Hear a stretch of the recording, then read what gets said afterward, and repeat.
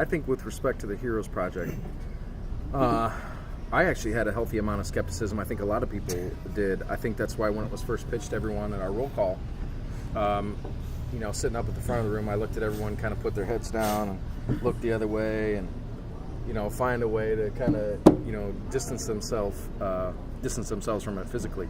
So, and I kind of had the same reaction, I was like, well, this lady's never been in law enforcement. Why am I going to talk to her? I don't know that I really think she knows anything about what we're talking about. But reluctantly, I went ahead and agreed to do it. And I think the reason that, I stuck with it is because little by little, the experience of the weekly training or the weekly exercises, whatever, I think they kind of validated the experience. Little by little as I did it, it seemed relevant. It seemed to make sense. I was thinking about things in a way that was different from the way that I had thought about them prior. And the whole reason I got into it is because, again, after 16 years of doing the work, you can start to feel how it affects you. Maybe it's a little sense of anxiety, depression, whatever it is. You just recognize that the reaction you're having to things is probably not a normal, healthy human reaction to things.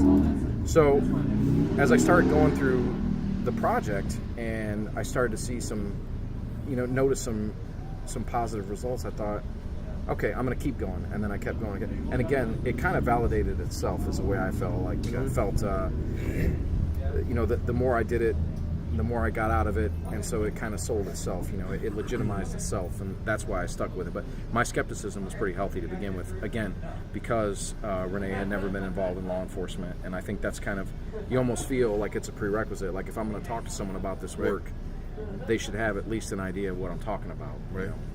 It can be a barrier, I think. I think for me, the reason I decided to participate was, number one, because I thought it was an issue that needed addressing, an issue that hadn't been addressed. So I thought, well, if someone's attempting to address an issue that needs some direction, then hey, I'm game to at least give them a shot, give them a chance. I also kind of felt like the project kind of presented itself in a way that I'm not that it didn't come across as being, I'm going to tell you what you need to do. I'm going to tell you how you need to feel. It's more, let me learn from your experience. Let me listen to it. And I'll keep an eye out for the things that I see and see if I can help adjust your perspective and help adjust your thinking. So it wasn't more of, you're thinking wrong, you're doing something wrong, you need fixed. It was more, I want to come alongside and help you do your job better. And for me, I'm like, I'm game for anything that's going to help me do my job better. That seems to be a legitimate a reason to do anything. So yeah, it wasn't. I never felt like it was like there's something wrong with you. Exactly. You need to get fixed. It was more like, this is what a healthy reaction should look like. I can help you do your job better. Right. Let me show you what your reaction is. You tell me what your reaction is. Right. And then I'll gauge that against a healthy reaction, and then we'll see where we're at. You know. So it wasn't pointing the finger saying you need to do this to fix yourself. It was kind of like, okay, this is probably what a healthy reaction looks like. This is what yours looks like. What can we do to bridge the gap? To bring those two together. Right. I think the biggest starting point, and like you said, in roll call, Renee came in. That was the start. It's we can talk about it all day long, and somebody can send us, an email, send us a letter, however they want to deliver their message. But when somebody came in front of us and told us, I'm legitimately concerned and I want to help in person, and then everybody stared down at the information waiver and read quietly to themselves, and then the elephant in the room walked in and kind of rushed everybody. You look around and you see who's doing what, who's looking, and after being in it long enough, you realize that this is something that can change, and it can change law enforcement for the best. So why not get involved in it? If it's not what you think it's going to be when you get into it, then opt out of it. But my homework that I did was always late, but there was, she's laughing at you. always late. But I kept with it, and the longer I went along with the project, the more I learned about myself, which I think was key to it. It wasn't, like you said, it wasn't about somebody telling you what you're doing wrong or what you need to do. It was somebody kind of giving you more of a foundation of ideas on what you're dealing with. Giving you, because I think the biggest thing in law enforcement is people just kind of float around and they're like, is this normal? Is this not normal? Should I feel like this? Should I not feel like this? How do I kind of resolve through these situations? You know, is there help for it? And the Heroes Project kind of put a title to things, which I think made it a lot easier to kind of confront about it, because you're like, okay, this is what it is, and you know, all the different assignments kind of pointed in that direction, and it was real life situations. It's what we had dealt with day in and day out. It wasn't, you know, we're not throwing a bunch of fluff into it. I think that, you know, what I realized is just how important psychological preparedness is for law enforcement, for all of the things that we do. You know, we talk about being psychologically prepared for a gunfight, for a fist fight, all these things, but that's just more like a tactical preparedness, you know, for the moment. Again, how do you use the implements? How do you win the fight?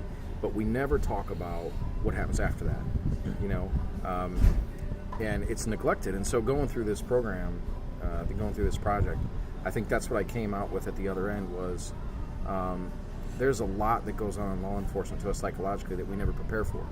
We are unprepared. You know, we always say if you fail to prepare, you prepare to fail.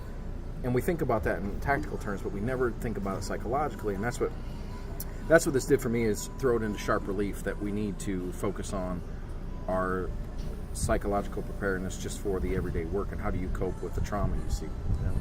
You know, you mentioned the tactical aspect of it. You know, if we're in a room with everybody within the police department and somebody yells out on the range challenge, everybody has the same response. But you leave, you know, I think of the incident that we had where that child died in the co-sleeping incident. How many different responses are you going to get when a mom collapses with her dead child in her arms at the hospital with a 2-year-old? Yeah. Like, how do you address that? You know, like you said, tactically, nobody has issues. You know, we train in it, and I think the Heroes Project kind of it shows where we lack in it on the mental side of it.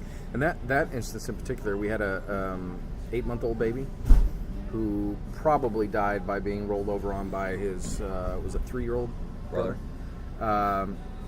We had a guy do CPR at the scene, and then baby went down to the hospital, and they worked for a long time, 45 minutes, something like that, 40 minutes. And they weren't able to save this little boy, so he died, and the mother showed up not knowing that she knew that something was wrong with her son, but didn't know that the child was on the verge of dying. And so right as she's walking into the ER, to the trauma room where they're treating the baby, they called it. They stopped their life-saving efforts and said, you know, the baby's deceased. And this mother, as you can imagine, was just shattered, absolutely shattered, because she went from thinking, oh, I'm going to come check on the welfare of my son, hopefully he's okay, to finding out in that moment he's dead, 8-month-old. So it was a traumatic deal. We were all there for it. Ryan helped catch her as she fell, holding the baby. I mean, it's a traumatic thing. And I can say that because of going through the Heroes Project, I reacted to that incident differently than I would have. One of our guys was having a pretty difficult time with it. Of course, I was thinking about Ryan being there holding her while she's sobbing and falling apart. And so we had a debrief. We scheduled one. We had it after that. We talked about it. For the people who were struggling, we got them help. So that's something that I think, before, if it had been maybe a year or two ago, I don't think I would have thought about it in those terms. We would have talked about the people who were struggling with it and going, man, I hope that guy's okay. Yeah. Maybe I should give him a call. And it would have been something like, hey, I hope you're okay.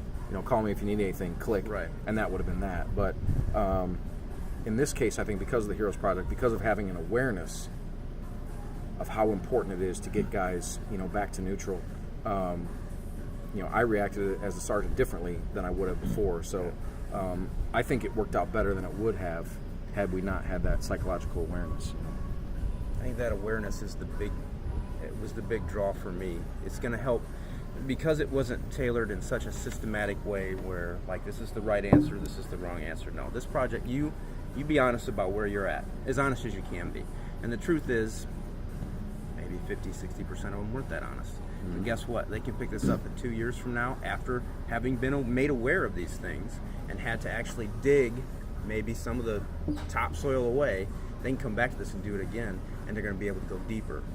They're going to be able to be more introspective, because that's the big draw of the project for me. Is it really allows you personally to identify where you're at and where you want to be, and you can do that over and over and over again. Mm-hmm. And I think that's the beauty of it.